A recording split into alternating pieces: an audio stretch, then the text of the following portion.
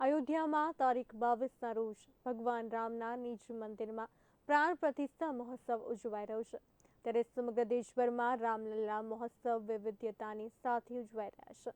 ગીર સોમનાથના વેરાવળમાં આજે રામ, લક્ષ્મણ, જાનકી, હનુમાનજીની વેશભૂષામાં બાળકો નગરચર્યાએ નીકળ્યા।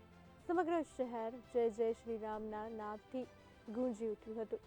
રામાયણમાં જ્યારે ભગવાન રામ લંકાથી વિજય મેળવી અને પરત અયોધ્યા પહોંચી રહ્યાના સમાચાર મળતા અયોધ્યાવાસીઓએ જે રીતે ભગવાન રામનું સ્વાગત કર્યું હતું તેવી રીતે અને તેવા ભાવથી આજે વેરાવળના શહેરીજનો, વેપારીઓ અને શ્રદ્ધાળુ લોકોએ શહેરના માર્ગોમાં સફાઈ કરી રંગોળી બનાવી બંને બાજુ બેનરો લગાવી જેમાં ભગવાન રામના જન્મથી લઈને અયોધ્યાના રાજા રામ સુધીની દર્શનીય ઝાંખીઓ જોવા મળતી હતી।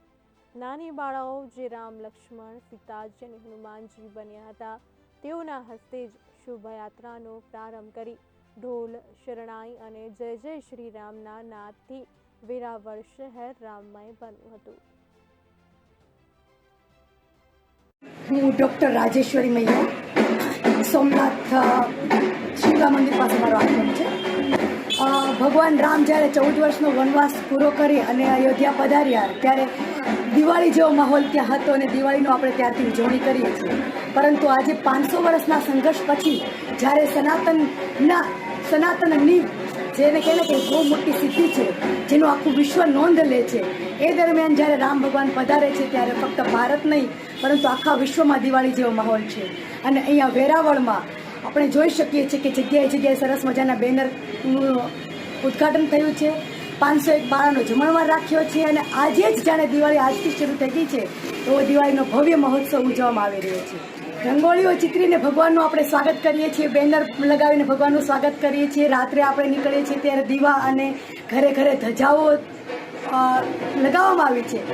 એ બતાવે છે કે સનાતનનો વિજય થયો છે, રામ ભગવાન આવી રહ્યા છે અને રામની ચેતના સમગ્ર વિશ્વમાં કામ કરી રહી છે। રામ રામ રામેતિ રમે રામે મનોરમે સહસ્ર નામ તત્તુલ્યમ રામ નામ વરાનને। ભગવાનના 1000 નામ લઈએ અને જે પુણ્ય મળે છે ફક્ત ભગવાન રામનું એક નામ લેવાથી મનુષ્યનો ઉદ્ધાર થાય છે। મારું નામ પુનિત પલાણ, વિશ્વ હિન્દુ પરિષદ અધ્યક્ષ, સોમનાથ। આજે 550 વર્ષના સંઘર્ષ પછી રામ ભગવાન જ્યારે અયોધ્યામાં પાછા ફરી રહ્યા છે અને તેમની પ્રાણ પ્રતિષ્ઠા થવા જઈ રહી છે। દશરથ રાજાએ તો એને 14 વર્ષનો વનવાસ આપ્યો હતો, પણ રામ ભગવાન 550 વર્ષે આપણે એને આપણા નજરોથી નિહાળી શકીએ છીએ કે એ અયોધ્યામાં બેસવાના છે 22 જાન્યુઆરીએ। તો ત્યારે આખું વેરાવળ, સોમનાથ, ગીર સોમનાથ જિલ્લો ભવ્ય રીતે એની ઉજવણી કરી રહ્યો છે અને બંદર વેપારી મંડળ દ્વારા અને વેરાવળ શહેર દ્વારા આ રામ ભગવાનના તમામ જીવન ચરિત્રની ઝાંખીઓ ચારે તરફ આપને જોવા મળશે।